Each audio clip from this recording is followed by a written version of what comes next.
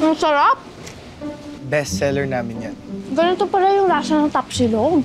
Ay, bakit Iya? Ngayon ka lang ba nakakain ng tapsilog? Dati po kasi akong vegan. Mayaman to. Tubig. So Iya, pwede mo na ba ikwento sa amin kung sino ka? Bakit doon ka natulog? Galing ka bang sa gala, ha? Ay, wait. May nga pala yun. May shooting po kasi. Tapos yung role ko po, white lady. Galing po ako sa probinsya. Tapos yung nakausap kong talent coordinator, niloko ako. Wala naman daw po palang shooting. Naubos po lahat ng pera ko. Hanggang sa nagpalaboy-laboy na lang po ako. Sa Quiapo, sa Monumento, sa Recto. Hanggang sa nagdidimos na lang po ako. Yun po. Naku, awawa ka naman pala, Iha.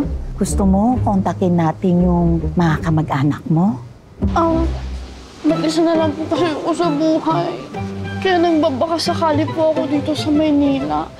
Pero naloko pa ako. Naku, na-scam ka. Na-scam ka niyan. Eh, ano plano mo ngayon? Dito ka na lang muna. Tumulong-tulong ka dito sa tapsihan. May bakanting kwarto naman dyan. Libre na yung pagkain mo at may sweldo ka pa. Kung gusto mo lang naman, pansamantala habang dito ka. Ako? Waitress? Juicy ka ba? Ay! Maraming salamat po. Alam niyo, hulog po ako ng hulog po kayo ng langit. Maraming salamat po. Anong pangalan mo, Iha? Eileen po. Eileen. Ako si Lola Marie. Yun na lang itawag mo sa akin. Hi. Ako nga pala si Baki.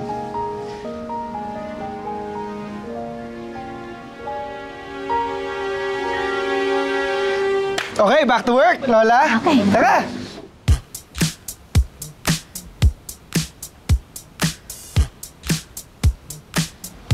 Ako? Waitress?